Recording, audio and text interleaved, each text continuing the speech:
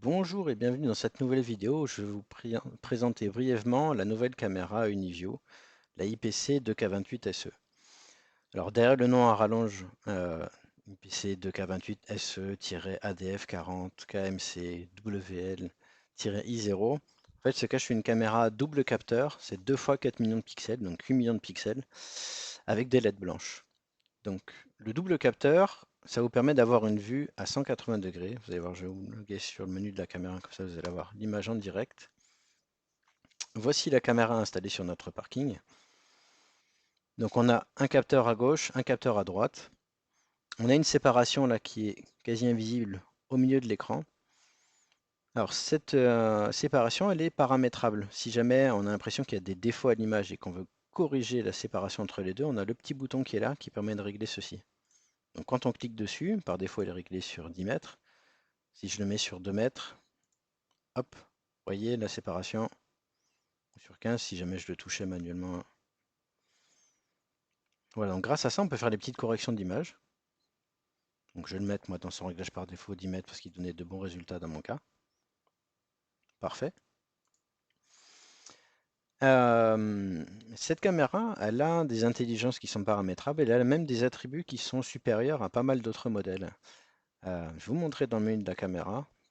Quand on est ici, dans le menu intelligent, on a ces options qui sont disponibles. Franchissement de ligne, entrée sur zone, sortie, intrusion de périmètre, mais aussi comptage et éventuellement densité de personnes. Alors, ce qui va nous intéresser, nous, c'est les modes duo. Parce que si jamais j'active le franchissement de ligne ou l'intrusion de périmètre, par exemple, la caméra va pouvoir collecter les attributs. Les attributs qu'elle a sont disponibles ici. Donc on peut voir sur les piétons, elle peut avoir les couleurs des vêtements du haut et les vêtements du bas. Sur les véhicules, elle peut avoir la couleur, et elle peut avoir la même chose sur les véhicules non motorisés, c'est-à-dire les deux roues, les vélos. Donc pour avoir ce type d'information, c'est extrêmement simple. Il suffit d'activer, par exemple, je vais activer une intrusion de périmètre. Donc pour activer ça, je clique simplement sur le petit bouton de config qui est ici. Ici, j'ai le menu de la caméra, et juste à faire nouvelle zone.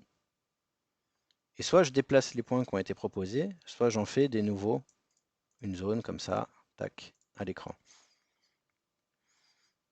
Éventuellement, comme la fenêtre est toute petite ici, pour y voir plus clair, je peux bien sûr double-cliquer sur l'image pour la voir en plein écran. Comme ça, je peux affiner mes points. Peut-être me dire que celui-là, il n'était pas bien mis. Voilà, je vais faire comme ça. Je veux entourer une belle zone. Tac. Dans mon cas, comme ça, ce sera parfait. Voilà. Maintenant, je peux revenir en arrière. Je sauvegarde. J'ai ma zone qui a été sauvée. J'ai plus qu'à activer l'intrusion. Et là, je lui ai bien dit que je voulais détecter tout ce que j'ai dit. Donc, les véhicules motorisés, les véhicules non motorisés et les piétons. Je sauvegarde. J'ai ma petite zone en bleu qui s'est dessinée pour me dire que l'intrusion est activée dans cette zone.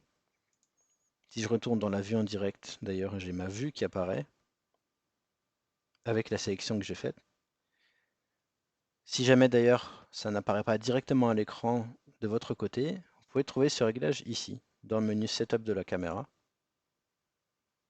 Dans Commun, vous avez les paramètres locaux et l'apparition de la marque intelligente se fait ici.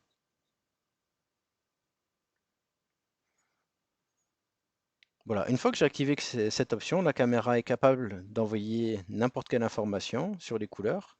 Et si jamais on l'a déjà activé, comme c'est mon cas ici, si je prends un enregistreur compatible ou un VMS compatible comme NX Witness, à ce moment-là, je peux ouvrir le menu que j'ai ici, et là on peut voir que le système a parfaitement vu qu'il y avait un véhicule blanc qui passait, là aussi, et qu'une personne est passée, qu'elle avait bien un haut gris et un bas noir.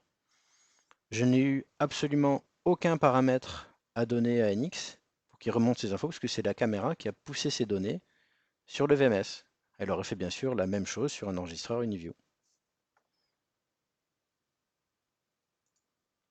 Voilà pour cette courte présentation. Merci, bonne journée.